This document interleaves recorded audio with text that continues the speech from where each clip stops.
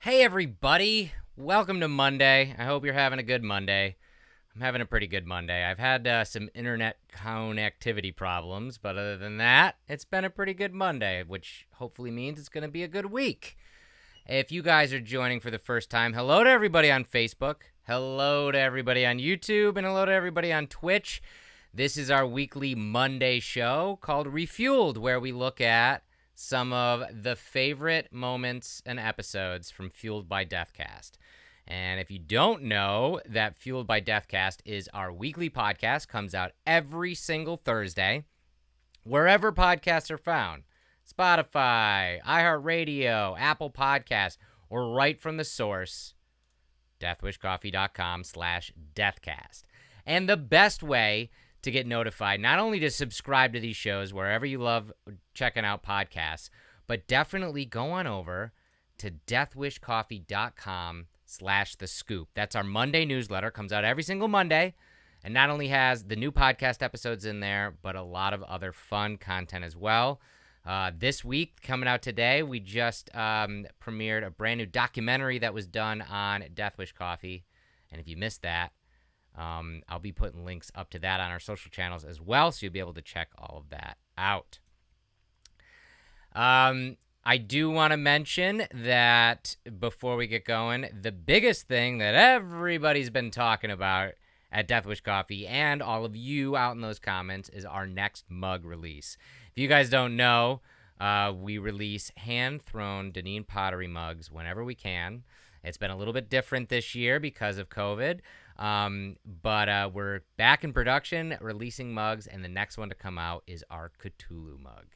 And it's coming out really soon, like super soon, like maybe this week soon, like soon. So sign up for our newsletter, follow Death Wish Coffee on all social channels, and you'll find out when that hits there as well.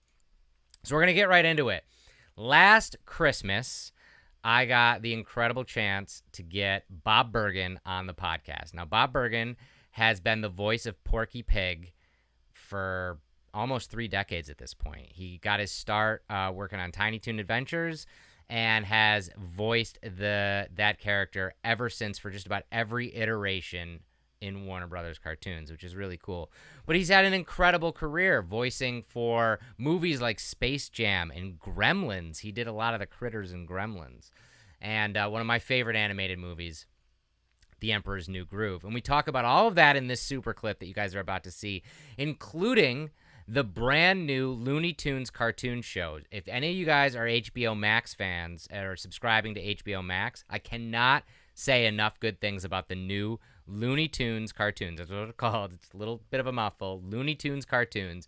It's such an amazing series, and it really harkens back to that old school Mel Blanc era of Looney Tunes cartoons.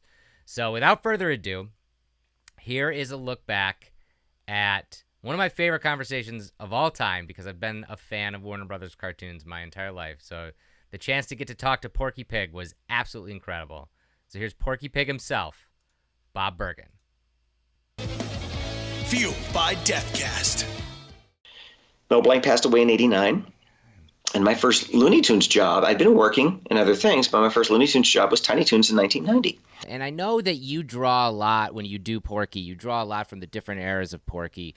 Do you kind of do that in the moment, like with each script, or is it more of like you have more of a thought process before you even hit the booth? It's certainly collaborative. Yeah. You know, they'll send us the script before the session. We're doing a series of shorts right now called Looney Tunes Cartoons. Yeah. And Pete Braungart is our showrunner. It's storyboard driven. It's gag driven. It's music driven, which means it doesn't necessarily look like a Saturday morning script or an animated feature script. The original Looney Tunes were all storyboard driven. Mm-hmm. And they're going back to the way they used to be done. We do have a script to read, but we're also looking at the storyboard as we perform. And each short has its own personality, as if, well, this one was done by Bob Clampett, this one was done by Chuck Jones, etc. So it's collaborative. I feed off of the producers and the writers. An actor is nowhere without the writing. We do our best if it's bad writing to make it good. but great writing acts itself. Oh, it looks like there might be pretty clearly. Kind of a bad time for acupuncture. These are the truest Looney Tunes I've ever done, and I'm almost 30 years playing this character. It's like I pinch myself getting to work on these, and I've only seen a handful of them. I think only about 10 or 15 are done, and they screened a bunch for us a few weeks ago. And I was like in the theater going, oh, wow, they did it. And the music sounds like Carl Stalling, and the timing is great. I know, it is like, this is the coolest thing. This calls for a celebration. That's it. Tiny Toons is when you first got the opportunity to portray that role, which you had been gunning for. You've been focused on. You wanted this role. You wanted to be Porky Pig. And Porky Pig, like I had said before, is one of my favorite comedic actors in Looney Tunes because he always gets that fun joke at the end. He gets the big laugh. He has, in my mind, the second or first most iconic line in all of Looney Tunes outside of "What's up, Doc?" is "That's all, folks." 100%. Which is also the hardest thing for me to say. Really? Go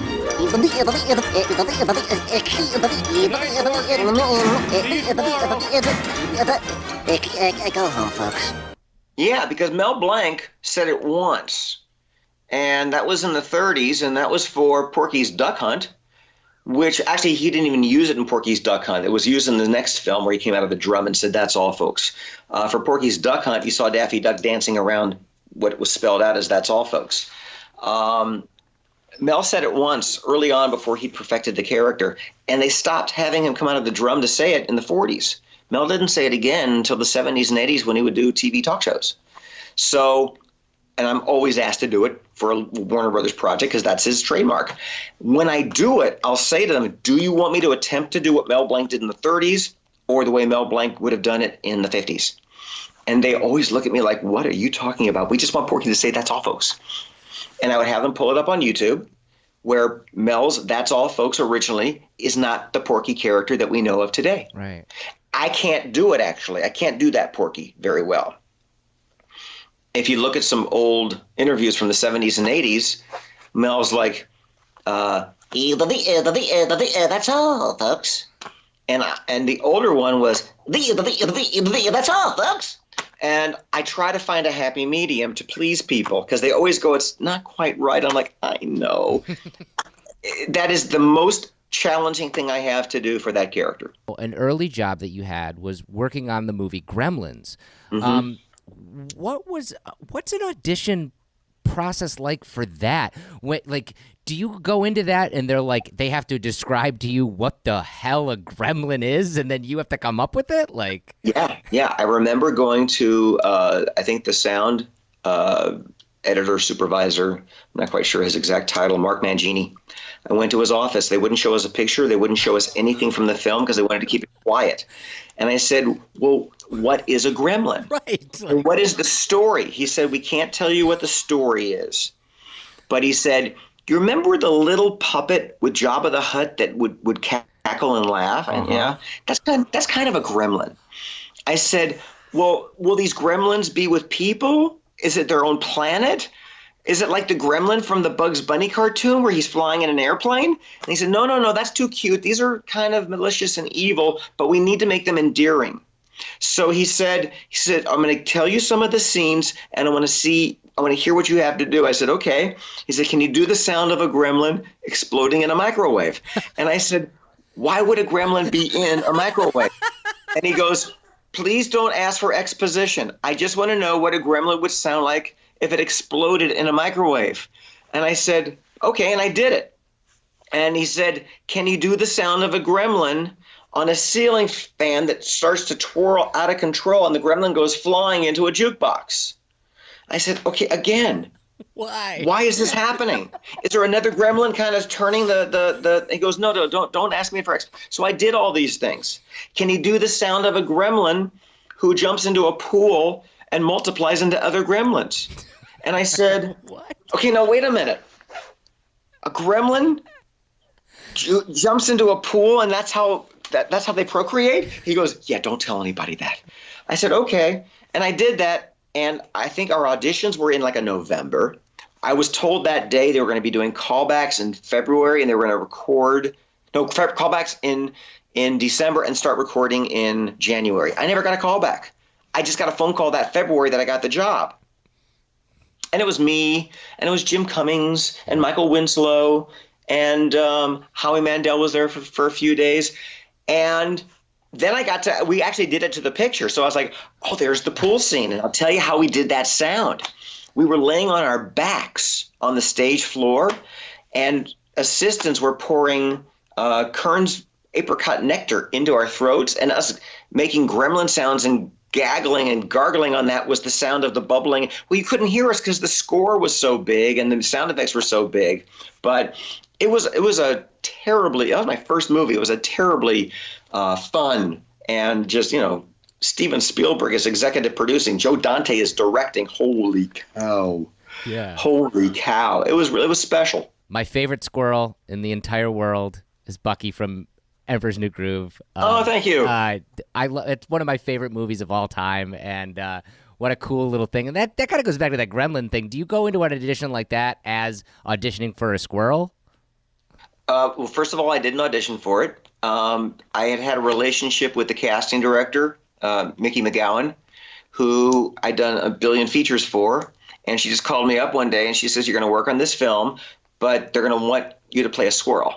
I said, okay. So I get to the session, and Mark Dindal, the director, says, so here's the script and here's what's happening. There's a character named Kronk who speaks squirrel, and he'll say to you, squeak, squeak, and squeak, squeak, and you'll jibber jabber like a squirrel, and he'll be like, and he'll translate to the villain what you're saying. And I said, do you want me to say squeak, squeak, and squeak, squeak? And he said, no, you need to create your own squirrel language that he's going to translate. I said, oh, well, can I think about it for a few minutes? And he says, yeah. So the sound stage where we do voices is surrounded by grass and a park. If you ever watched Saving Mr. Banks, that was Disney. And you see the park benches, and I'm sitting on the park bench. I'm going squeak, squeak, and squeak, squeak, and nothing is coming to me. And I swear to you, a little squirrel runs down a tree, comes up to me on its hind legs, looks at me, and goes, and I went, thank you. Yes. So I went into the studio and I said, Mark, say squeak, squeak, and squeak, squeak. And he goes, squeak, squeak, and squeak, squeak. I went, and he goes, that'll work. So what I would do is I would read Kronk's translation. And if Kronk's translation said something like, he said he's going down a dark, dusty road and he saw a scary witch, I would be,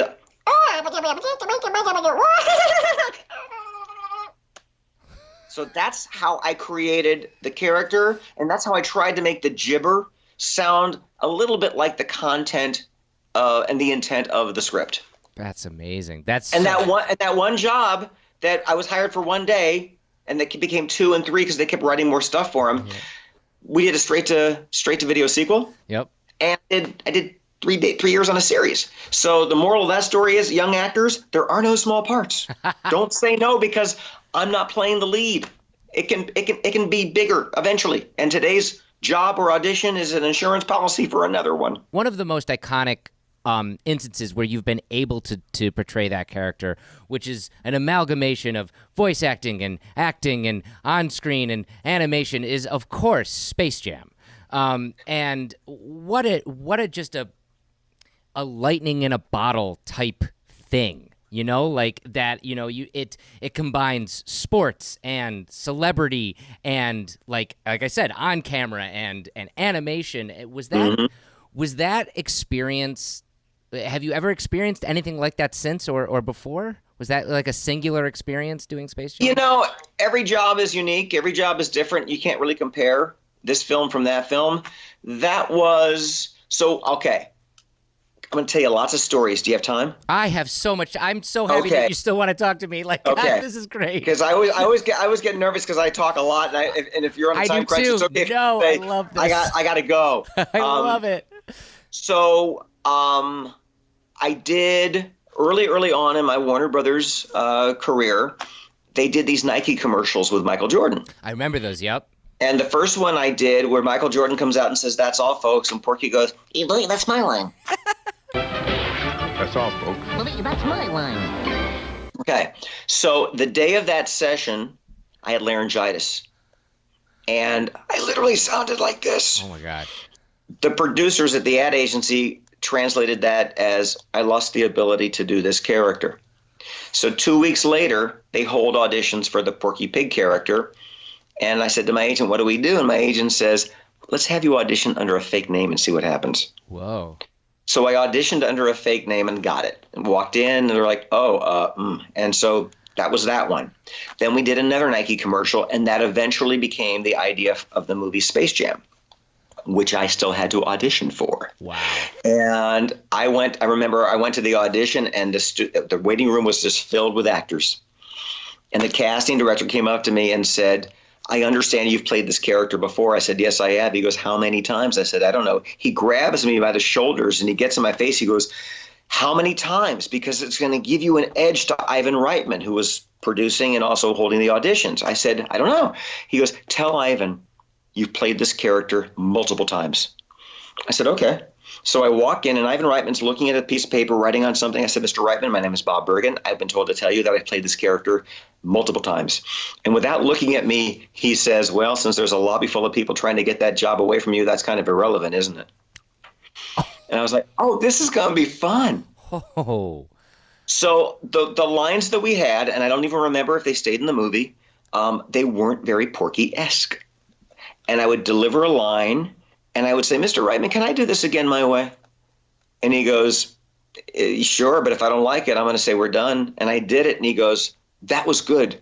Do more, do more, do more. You really do know this character." I said, "Yes, I do." He goes, "Can I give you a line and later on the script, and you tell me how Porky would say it?" I said, "Yeah." So I did, and he loved it. So I got the movie. I got the part. So did Billy West. That's where I met Billy and Bill Farmer and D. Bradley Baker. That's actually, I think, where I met D. Bradley Baker. Oh, that's awesome. We didn't have much of a script to work with. We had the written script, but we ad-libbed so much, and we did it all out of context. I didn't know what the story was. I had no idea what the story was. I just knew that we were doing these funny voices. And then the movie starts to come out, and I asked my agent to get me an invitation to the premiere, and they told my agent that the movie premiere is really only just for talent. So I wasn't invited to the premiere, but eventually they invited Bugs and Daffy. So that's Billy West and D. Bradley Baker, and Dee's lovely wife Michelle was sweet enough to let me use her ticket. And Dee and I were walking into Grauman's Chinese Theater at my first movie premiere, and they looked at our pass and they said, "Oh, you guys are in the Overflow Theater down the street." Oh. And we're just sitting in a half-empty theater with, I think, secretaries and janitors. And, you know, that's the life of a non-celebrity voice actor. Ugh.